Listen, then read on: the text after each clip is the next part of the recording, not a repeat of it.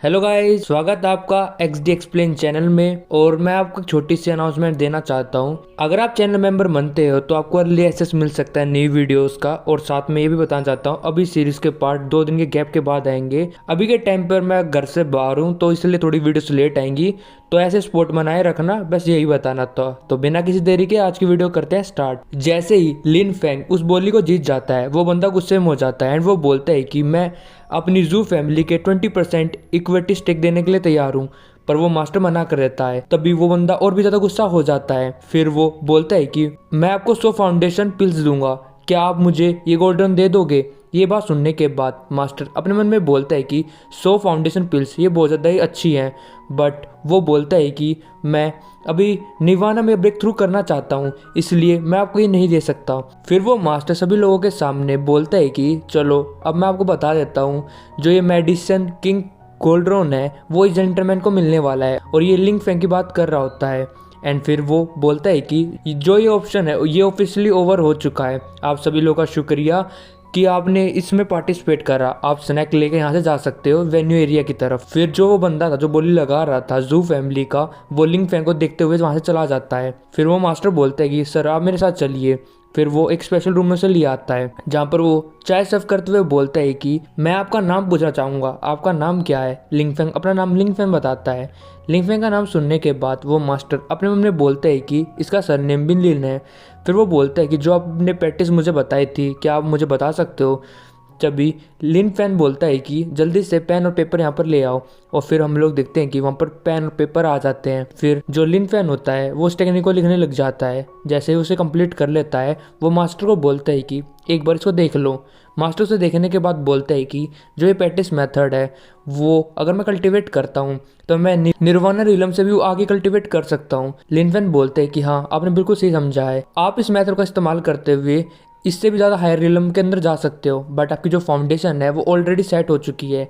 इसलिए अभी के टाइम पर जो आपकी बॉडी कंडीशन है वो आप निर्वाणा लेवल से ऊपर नहीं जा सकते। ये बात सुनने के बाद वो मास्टर थोड़ा उदास हो जाता है एंड वो बोलता है कि हाँ, आप ठीक कह रहे हो।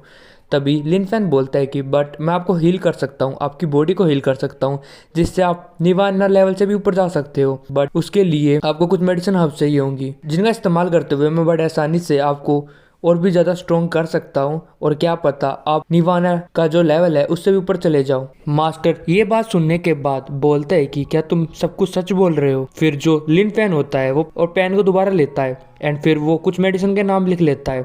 एंड वो बोलता है कि मेरे लिए ये हर्ब्स ले आओ, उसके बाद मैं 10 दिन के अंदर तुम्हें हील कर दूंगा। ये बात सुनने के बाद मास्टर उसके सामने झुकता है एंड उसके सामने एक कसम लेता है कि वो आज से उसको फॉलो करेगा, क्योंकि वो उसकी इतनी ज़्यादा मदद कर रहा है। फिर वो गोकू की तरफ देखते हुए बोलता है कि सर आप लिंग फैंग जैसे बंदे से कहाँ मिले? तभी लिन फैंग बोलता है कि मैं सिर्फ इससे तुक्के से मिल गया। जो मास्टर होता है वो अपने मन में सोचता है कि ये जेंटलमैन हमारे यंग मास्टर गोकू के लिए बहुत ज़्यादा अच्छे हैं, उन्हें एक अच्छे मास्टर मिल चुके हैं। फिर हम लोग वेन्यू के आउटसाइड देखते हैं जहाँ पर जू एक बंदे को फ़ोन मिलाता है एंड वो बोलता है कि यंग मास्टर, आज का ऑप्शन में एक लिंग फैंग के बंदे ने हमारा सारा प्लान फ्लॉप कर दिया।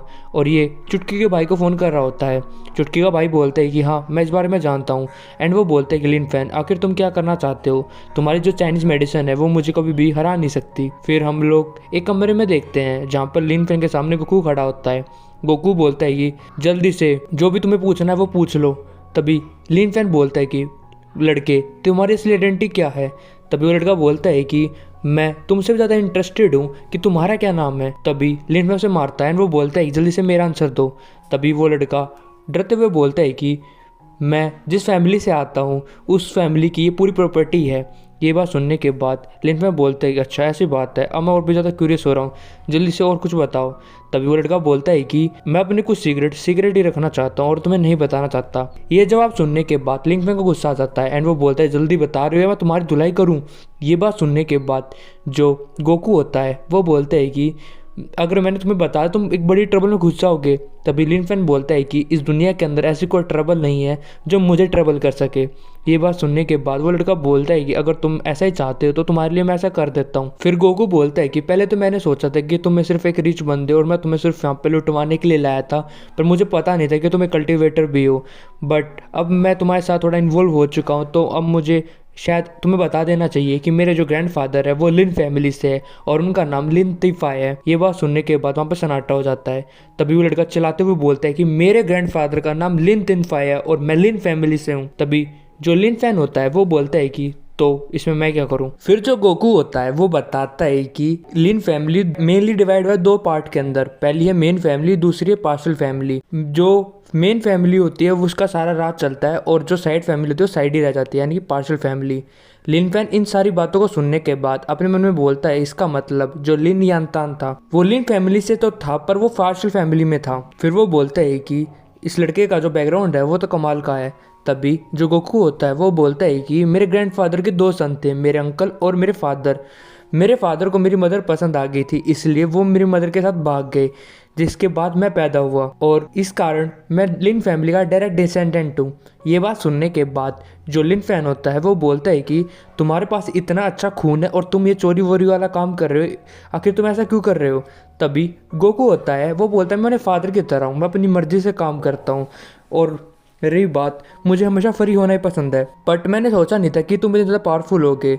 बट अभी के टाइम पर मैं अपनी फैमिली के अंदर वापस नहीं जा सकता क्योंकि मेरे अंकल के जो सन्स है वो काफ़ी ज़्यादा ताकतवर हो चुके हैं। अगर मैं वहाँ पर जाऊँगा तो वो ज़रूर सोचेंगे कि मैं यहाँ पर अपनी हिस्सा मांगने के लिए आया हूँ। और मेरे जो ब्रदर्स हैं वो फाउंडेशन बिल्डिंग के पीक के अंदर है एंड वो जल्दी निवाना स्टेज में भी जाने वाले हैं।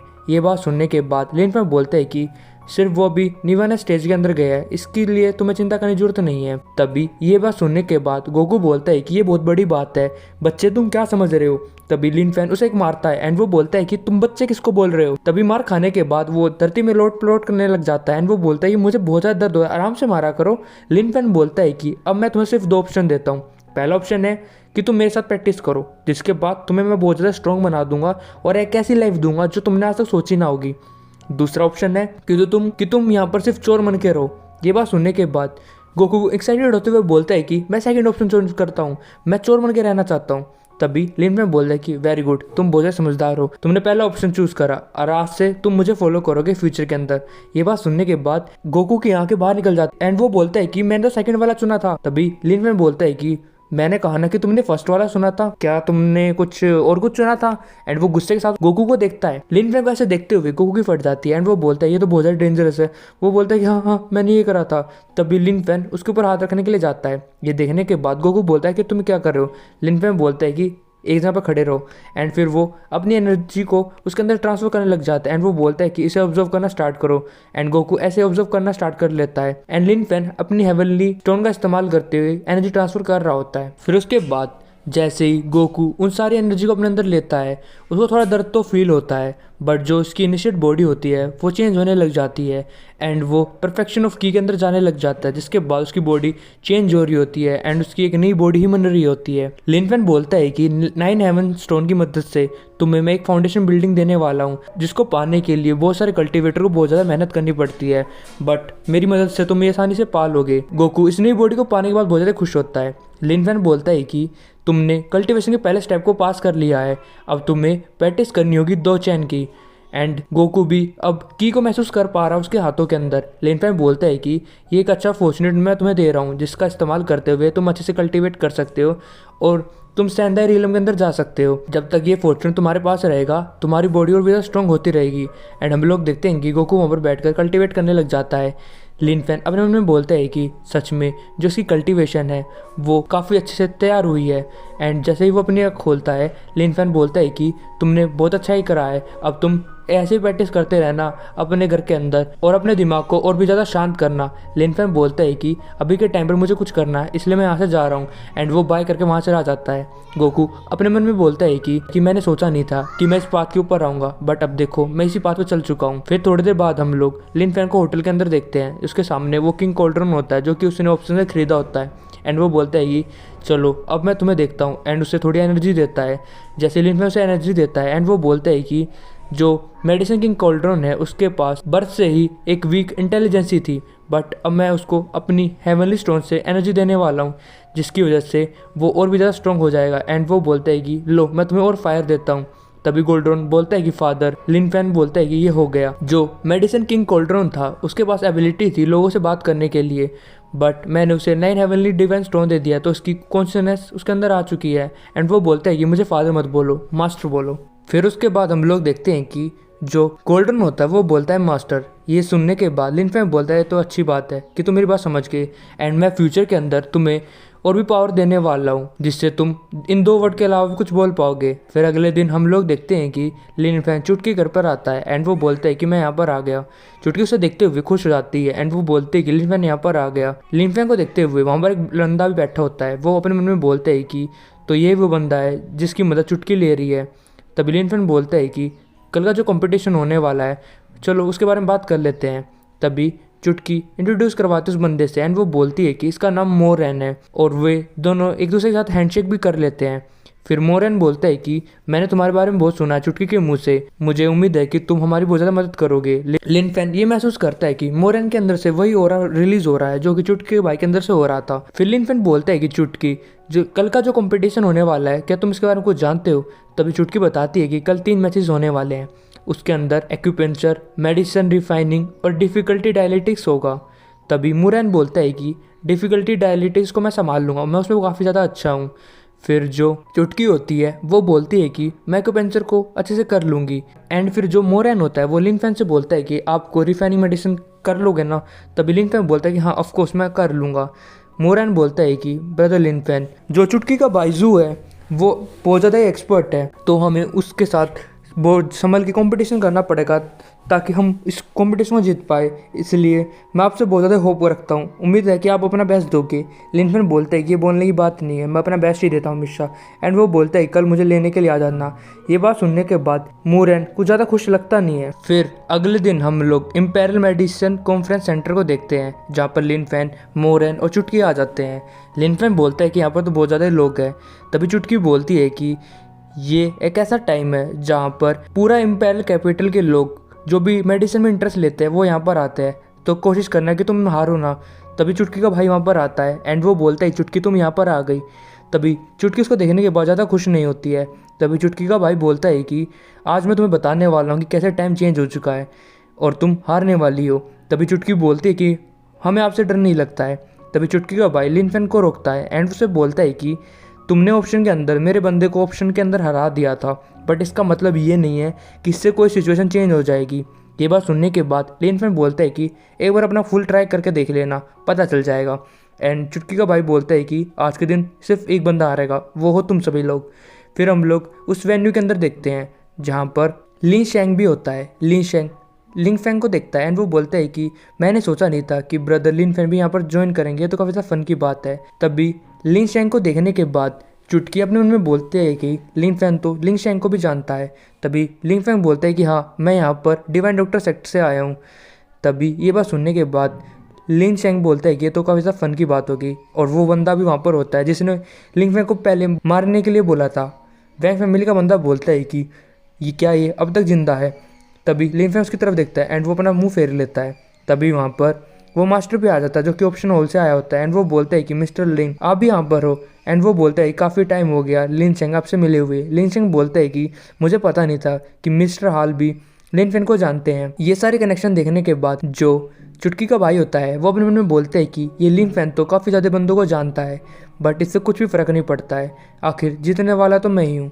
तभी वहाँ पर टीचर लिन भी आ जाती है, साथ में उसकी एक बहन होती है जिसका नाम सेलिना होता है। टीचर किन बोलती है कि हेलो लिन फैंग तुम यहाँ पर हो। तभी लिन फैंग उसे देखता है एंड वो बोलता है कि आप यहाँ पर क्या कर रहे हो टीचर। तभी टीचर बताती है कि ये मेरी एक बहन है जिसका नाम सेलिना है और वो तुमसे मिलना चाहती थी और मुझे लगा कि तुम यहाँ पर होगे। लिन फैंग बोलता है कि आपसे मिलकर खुशी हुई सेलिना, टीचर किन हमेशा आपके बारे में बात करती रहती है। तभी जो सेलिना होती है वो लिन फैंग का हाथ पकड़ती है एंड उसके अंदर से उसे कोई भी स्ट्रेंथ महसूस नहीं हो रही होती है एंड वो बोलती है तो ऑर्डिनरी पर्सन है, बट इसके अंदर कुछ तो रॉन्ग है। तभी जो टीचर होती है वो लिन फैंग से बोलती है कि आखिर तुम क्या सोच रहे हो, क्या तुम यहाँ पर जीत पाओगे। तभी लिन फैंग बोलते हैं कि हाँ मैं आराम से जीत जाऊंगा, ये गेम तो बच्चों वाला है। फिर जो टीचर होती है वो लिन फैंग को बताती है जो सेलिना है वो सीनियर मेडिकल रिसर्चर है कंट्री एम के अंदर, साथ में जो सेलिना के फादर है वो फाउंडर है लार्जेस्ट टेक्नोलॉजी कंपनी जो कि यूएसए के अंदर है। लिन फैंग बोलते हैं कि आखिर ये कैसी टेक कंपनी है। तभी टीचर बताती है कि सेलिना के फादर एक ऐसी कंपनी के अंदर है जो रिसर्च करती है एक्सोस्केलेटन के लिए, मान लो कोई बंदा डिसेबल पीपल है तो उसको दोबारा एबिलिटी देना कि वो अच्छे से मूव कर पाए, इसी रीज़न के ऊपर वो काम करते हैं। ये बात सुनने के बाद लिन फैन बोलता है कि जो एक्सोस्केलेटन है वो तो काफ़ी ज़्यादा इंटरेस्टिंग लग रहा है। तभी जो सेलिना होती है वो बोलती है कि जाओ जिंग हमेशा तुम्हारे बारे में मेंशन करती रहती है कि तुम उसके बेस्ट स्टूडेंट हो, चलो देखते हैं कि जो वो कहती है वो क्या सच भी है या नहीं। तभी अनाउंसमेंट होती है कि सभी लोग अपनी सीट पे पहुंच जाए, एक्सचेंज मीटिंग जो है वो स्टार्ट होने वाली है। टीचर बोलती है कि लिन फैन गुड लक, और वो अपनी बहन सेलिना के साथ चले जाते हैं। तभी वहाँ पर सभी लोग बैठ जाते हैं जो कि टेस्ट लेने के लिए आए हैं। उनमें से एक बूढ़ा इंसान बोलता है कि आप सभी लोगों का स्वागत है मेडिकल एक्सचेंज मीटिंग के अंदर, और अब भी ये सेशन स्टार्ट होने वाला है। ये सेशन पहले की तरह ही होने वाला है, बट ये कोई सिंपल एक्सचेंज टेस्ट नहीं है। यहाँ पर टेस्ट होता है कि ट्रेडिशनल चाइनीज मेडिसिन बढ़िया है, वेस्टर्न मेडिसिन। फिर जो चुटकी होती है वो बोलती है कि जो ये जजेस है वो एक्सचेंज कॉन्फ्रेंस से हैं और ये बहुत ज़्यादा ही वेल नोन एल्डर्स भी हैं इम्पेरियल कैपिटल के, तो कोशिश करना कि तुम यहाँ पर ना हारो। और ये सब कुछ वो लिन फैन को कह रही होती है। फिर अनाउंस करती है कि यहाँ पर कंपटीशन होने वाला है चुटकी का, जो कि डायरेक्ट डिसेंडेंट है जीनियस डॉक्टर की, और दूसरी तरफ उसी का भाई जू, जो कि एक ऐसा पर्सन है जिसका इंट्रोडक्शन देने की जरूरत नहीं है। ये प्रेसिडेंट है जू फार्माकोलॉजिस्ट इंडस्ट्री का, जो कि बहुत ज़्यादा कमाल कर रही है अपनी फील्ड के अंदर, और इम्पेरियल कैपिटल के अंदर ये 10 साल से भी ज़्यादा है। पहला टेस्ट एक्यूपंक्चर का होने वाला है, और उसके बाद बीमारी का पता लगाना, और उसके बाद उसका ट्रीटमेंट करना।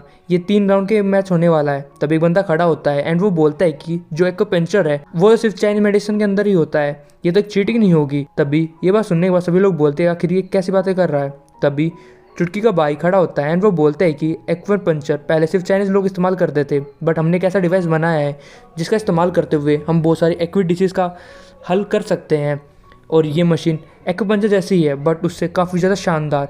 एंड वो बोलता है कि जो ट्रेडिशनल मेडिसिन है वो नेचर पर काम करती है, बट हमारा सिस्टम बिल्कुल अलग है। ये बात सुनने के बाद लिन फैन बोलता है कि ऐसा लग रहा है कि तुम तो यहाँ पर अपना कोई प्रोडक्ट प्रमोट करने के लिए आए हो।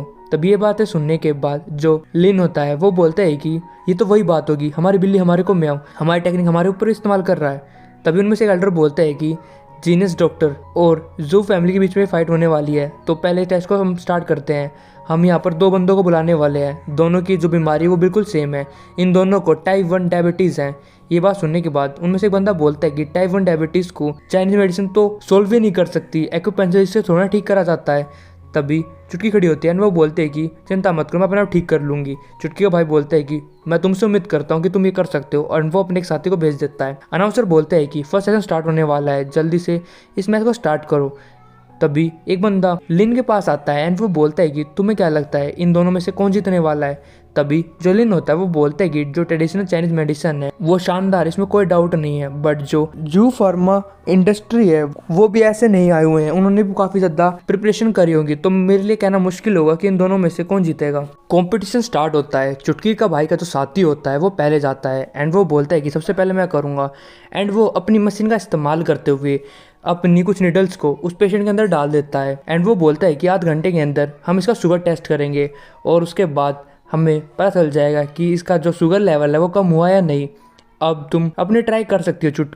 चुटकी अपने पास से नीडल्स को निकालती है। उन नीडल्स को देखने के बाद वो पेशेंट बोलता है कि छोटी लड़की के ये काम भी करेगा। चुटकी बोलते है कि मुझ पर विश्वास करो, एंड फिर वो अपनी नीडल्स को उसके अंदर एक्यूपंक्चर कर देती है, जिसके बाद पेशेंट बोलता है कि ये तो काफ़ी ज़्यादा कंफर्टेबल है। चुटकी बोलती है कि हमें इसका शुगर टेस्ट करना चाहिए। ये बात सुनने के बाद जनता बोलने लग जाते हैं, क्या इतनी जल्दी? सिर्फ उसने अभी डाला और वो रिजल्ट के लिए बोल रही है। सच में जीनियस डॉक्टर के जो डिसेंडेंट है वो तो कमाल के हैं। तभी एक बंदा और बोलता है कि वो यहाँ पर सिर्फ बफ कर रही होगी, ऐसा कुछ नहीं होगा, चलो टेस्ट का वेस्ट करते हैं। जैसे टेस्ट आता है शुगर लेवल नॉर्मल आ चुका था, एंड सभी लोग चुटकी की तारीफ कर रहे होते हैं। लिन फैन चुटकी को देखने के बाद अपने मन में बोलता है कि ये लड़की एक्यूपंक्चर में काफी ज्यादा अच्छी है। तभी जाओ के बंदे की भी रिपोर्ट आ जाती है, एंड उसके पेशेंट का भी ब्लड शुगर लेवल सेम आता है, एंड वे कंफ्यूज होते हैं कि अब उन्हें क्या करना चाहिए। तभी जो जू होता है वो खड़ा होता है एंड वो बोलता है कि जो हमने इंजेक्ट करे हैं एक्यूपंक्चर वो 6 महीने तक रहेंगे, और इसका शुगर लेवल 6 महीने तक सेम रहेगा। ये बात सुनने के बाद एल्डर्स भी आपस में बात करने लग जाते हैं, एंड वो इस राउंड को ड्रॉ समझते हैं। फिर अगले राउंड के अंदर टेस्टिंग का होने वाला है, जहाँ पर 2 पेशेंट को बुलाया जाता है और हमें बताया नहीं जाता कि उनको क्या बीमारी है। तभी मोरैन यहाँ पर खड़ा होता है एंड वो बोलता है कि मेरी बारी आ चुकी है। चुटकी मोरैन को गुड लक विश करती है। मोरैन बोलता है कि तुम चिंता मत करो एंड वो पेशेंट की नर्व चेक करता है। मोरैन पेशेंट की नर्व को फील करते हुए अपनी रिपोर्ट लिखने लग जाता है। दूसरी तरफ जो जू फार्माकोलॉजिस्ट इंडस्ट्री का बंदा होता है वो अपनी मशीन का इस्तेमाल करता है एंड उससे रीडिंग निकालने लग जाता है। उसकी रीडिंग लेते हुए देखकर चुटकी का भाई जू बोलता है कि सभी लोग ध्यान से सुनो, ये हमारी लेटेस्ट माइक्रो मशीन है जो कि हमने नई डेवलप करी है। इसका इस्तेमाल करते हुए हम किसी भी पेशेंट की छोटी से छोटी चीज़ भी पता लगा सकते हैं और ये मार्केट से आज से रिलीज होगा। सभी लोग हैरान होते हैं इस मशीन का काम समझने के बाद। लिन फैन अपने मन में बोलता है कि मुझे ऐसा क्यों लग रहा है, सिर्फ यहाँ पर कंपटीशन लड़ने के लिए नहीं आया, वो अपनी जितने भी प्रोडक्ट्स हैं उसको भी प्रमोट कर रहा है और ऐसा लग रहा है कि वो पूरी हाउस मार्केट के अंदर अपना दबदबा बनाना चाहता है। चुटकी ये सब कुछ देखने के बाद बहुत ज़्यादा गुस्सा हो रही है कि कैसे वो वेस्टर्न जो टेक्नोलॉजी है वो ज़्यादा प्रमोट कर रहा है और ये सब कुछ सीलिया भी पीछे से देख रही होती है। फिर उसके बाद हम लोग देखते हैं कि दोनों डॉक्टर्स अपनी रिपोर्ट को लिख लेते हैं एंड वो जज इसके पास लेके जाते हैं एंड वो बोलते हैं कि ये दोनों डायग्नोसिस है जो कि उन्होंने लिखे हैं। चुटकी बोलती है कि आखिर कैसा गया। तभी मोरैन बताता है कि तुम चिंता मत करो, हम सभी लोग सेफ हैं। तभी रिजल्ट शो होता है एंड एल्डर बताता है कि इस राउंड को जू फार्मासिस्ट जीत चुके हैं। ये देखने के बाद जो मोरैन होता है वो हैरान होता है एंड वो बोलता है ये तो इम्पॉसिबल है और जो जू फार्माकोलॉजिस्ट इंडस्ट्री का होता है वो हंसने लग जाता है। लेकिन मैंने सब कुछ देखने के बाद अपने मन में बोलता है कि ये बंदा जानबूझ के हारा है। फिर उसके बाद तीसरा राउंड स्टार्ट होता है जहाँ पर उन्हें मेडिसिन बनानी है पेशेंट्स के लिए और 2 पेशेंट यहाँ पर आते हैं। उन दोनों पेशेंट को फीवर्स हो रहे थे, उनके हाथ बिल्कुल तरह काँप रहे थे और उन्हें फीवर भी था और ये सब कुछ ठंडे पानी की में रहने की वजह से हुआ था। तभी एल्डर बताता है कि इन दोनों को मेडिसिन देनी है जिसकी फीलिंग ज़्यादा अच्छी होगी वो इस मैच को जीतेगा। लिन फैन खड़ा होता है अपनी बारी के लिए। पीछे चुटकी बोलती है कि लिन फैन तुम्हें जीतना पड़ेगा। लिन फैन बोलता है कि ठीक है मुझ पर छोड़ दो। मोरैन लिन फैन को बोलता है कि मुझे माफ़ कर देना बट वो मुझसे अच्छा निकला, मैं तुमसे उम्मीद करता हूँ कि तुम इस राउंड को जितवा दोगे। लिन फैन हंसते हुए उसके कान के पास जाता है एंड मोरैन के कान में बोलता है कि तुम मुझे बेवकूफ़ नहीं बना सकते इन छोटी मोटी ट्रिक के साथ। एंड ये कहने के बाद आगे बढ़ जाता है। उसके सामने चुटकी का भाई जू खड़ा होता है। जू बोलता है कि फाइनली मैं इस गेम को ख़त्म कर दूंगा। लिन फैन बोलता है कि तुम कुछ ज़्यादा हैप्पी नहीं लग रहे, शायद तुम चाहते थे कि मैं यहाँ पर जब आऊँ तो सिचुएशन ऐसी हो कि यहाँ पर 2-0 हो, बट जो चुटकी की स्किल्स थी उसने तुम्हें हैरान कर दिया। ये बात सुनने के बाद चुटकी का भाई बोलता है कि क्या मुझे उसे थैंक यू कहना चाहिए, बट मुझे कुछ फ़र्क नहीं पड़ता कि 2-0 है या 1-0, तुम मेरे सामने हारने वाले हो, तुम्हारा कोई चांस ही नहीं है। लिन फैन ये बात सुनने के बाद वो बोलता है कि तुम एक सिर्फ बिजनेसमैन हो और तुम्हें कुछ भी नहीं आता बिजनेस के अलावा। तभी जो एल्डर होता है वो बोलता है कि राउंड 3 स्टार्ट करो जिसके अंदर मेडिसिन बनानी है। लिन फैन नर्स को चेक करते हुए पेशेंट की हिस्ट्री लेने लग जाता है एंड वो बोलता है कि क्या तुम्हारी मदर को स्वालो कॉम्प्लेक्स था। फिर वो बताता है कि इस बीमारी के अंदर पेट में कब्जी बनने की वजह से मदर अच्छे से अपनी बॉडी के अंदर प्रेगनेंसी नहीं रख पाती एंड बच्चे को जल्दी जन्म दिलवा देती है, जिसके बाद बच्चे को आगे जाके प्रॉब्लम होती है। दूसरी तरफ जो चुटकी का भाई जू होता है वो हार्ट बीट चेक करने लग जाता है एंड वो बोलता है ये सारे सिम्टम्स हाइपोटेंशन के हैं, पर चिंता मत करो मेरे पास एक अच्छी दवाई है। फिर उसके बाद लिन फैन अपना किंग कॉल्ड्रन को बाहर निकाल लेता है एंड उसमें फायर चला देता है एंड दूसरी तरफ जू भी अपनी मेडिसिन को मना रहा होता है। सभी लोग बात कर रहे हैं कि कैसे ये बंदा एक्मी का इस्तेमाल कर इन टाइम के अंदर भी। कुछ लोग तो ये भी बोलते हैं कि किस एज से लिन फैन ने इसकी प्रैक्टिस करी थी और कुछ लोगों का मानना होता है कि सिर्फ यहाँ पर वो लोगों का अटेंशन लेने के लिए सब कुछ कर रहा है एंड सभी लोग अभी जू पे ज़्यादा कॉन्फिडेंस होते हैं एंड उसकी तारीफ भी कर रहे होते हैं। दूसरी तरफ लिन फैन अपने काम में लगा होता है इन सारी बातों को इग्नोर करता हुआ एंड वो बोलता है राइज हो एंड वो अपनी पिल को बना लेता है। दूसरी तरफ जो जू होता है वो भी अपनी मेडिसिन को मना लेता है एंड वो बोलता है कि फाइनली मैंने इसको मना लिया है एंड वो बोलता है कि सभी लोग इसको देखो, ये एक नर्व फाइबर सप्लीमेंट है, इसका इस्तेमाल करते हुए तुम काफ़ी ज़्यादा जल्दी से रिकवर हो सकते हो और ये हमारे ग्रुप ने ही डेवलप करा है। फिर वो बोलता है कि इसके अंदर एक ऐसा एक्शन है ऐसा केमिकल का जिसके बाद जो तुम्हारे न्यूरल रिस्पेक्टर्स हैं वो काफ़ी ज़्यादा एक्टिवेट हो जाएंगे एंड वो बोलता है कि पेशेंट को दे दो। जैसे पेशेंट उसे पीता है वो अपने कोट को भगाता हुआ एकदम एनर्जी के अंदर आ जाता है एंड वो बोलता है कि मुझे अब कुछ भी सर्दी फील नहीं हो रही है। ये सारे सिम्टम्स देखने के बाद रैन खुश होता है एंड वो बोलता है कि ये ड्रग का माल का है जो हमारे ग्रुप ने बनाया है, जो बहुत ज़्यादा क्विकली काम करता है, इसका इस्तेमाल करते हुए तुम कोल्ड हो या फिर तुम्हें कोई प्रॉब्लम हो जिसके अंदर हार्ट डिसीज़, वस्कुलर डिसीज़ या फिर और कोई भी डिसीज़ हो, उसके अंदर इमीडिएट रिजल्ट मिलेंगे। ये बात सुनने के बाद सभी लोग चीयर करने लग जाते हैं एंड वो बोलते हैं कि जाओ ग्रुप तो कमाल का है। एंड वो बोलते हैं कि जो मेरी सास थी वो भी ऐसे परेशान रहती थी, हमने जैसे ये मेडिसिन उसे दी वो बिल्कुल ठीक हो चुकी है। एंड सभी लोग ताली बजा रहे होते हैं जाओ के लिए। जाओ बोलता है कि ये हमारा लेटेस्ट प्रोडक्ट है जो कि जाओ ग्रुप ने बनाया है, जिससे आपकी ग्रोथ तो बहुत ज़्यादा जल्दी बढ़ जाती है जो कि आप हॉस्पिटल में लेते हो, बट इससे आप बोन्स इंजरीज या फिर जो आपके स्क्रैचेस होते हैं उनको भी ठीक कर सकते हो। एंड ऐसे करके अपने प्रोडक्ट को एडवर्टाइज कर रहा होता है। एंड वो बोलता है कि ये कमाल का है जिसका इस्तेमाल आप कर सकते हो। सभी लोग उसी के बारे में बात कर रहे होते हैं एंड काफ़ी ज़्यादा इंप्रेस भी होते हैं। लिन फेंग बोलते हैं कि आखिर इसकी कॉस्ट क्या होगी, तुम सभी लोगों की लाइफ, तुम एक ऐसे ड्रग को बेच रहे हो जिससे जो ह्यूमन पोटेंशियल है वो कम होने वाला है। ये बात सुनने के बाद जू बड़े गुस्से के साथ पीछे की तरफ मुड़ता है एंड वो बोलता है कि तुम इतनी बड़ी बड़ी बातें कर रहे हो, जरूर तुम्हारे पास कोई एविडेंस तो होगा ही। मैं उम्मीद करता हूँ कि ब्रदर लिन फेंग बिना किसी बकवास के सारी बातें बोल रहा होगा। सभी लोग बोलने लग जाते हैं आखिर तुम्हारी प्रॉब्लम क्या है, इस बंदे ने इतनी अच्छी मेडिसिन बनाई है जिससे हमारी फैमिली की बहुत ज़्यादा जान बची है एंड ये सस्ते दाम में भी बेच रहा है ताकि हम जैसे गरीब लोग भी इस्तेमाल कर सकें। सभी लोग लिन फेंग के खिलाफ बोलने लग जाते हैं। लिन फेंग बोलता है कि तुम सभी लोग मुंह रखो, तुम्हें कुछ नहीं पता है। एंड वो बोलता है कि जो पिल मैंने बनाई है एक बार मैं तुम्हें उसका रिजल्ट दिखा दूँ फिर तुम सभी लोगों के इरादे चेंज हो जाएंगे। एंड वो बोलता है कि मैंने एक ऐसी पिल बनाई है जिसका इस्तेमाल करते हुए बॉडी के अंदर जितनी भी डिसीज़ के रूट होते हैं वे सारे ख़त्म हो जाएंगे। एंड वो अपने पेशेंट को देते हुए बोलते हैं कि जल्दी से इसे खा लो।